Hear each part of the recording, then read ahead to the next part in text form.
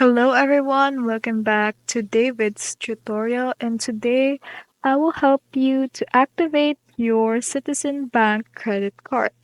So if you already have your credit card with you, then let's go to the website, which is the citizensbank.com/activate/. So there you can see this site right here. So make sure to encode the details and just press on get started. After that, it will um, redirect you to this prompts right here, which you will need to enter your card number, your security code, and the last four digits of the primary's SSN.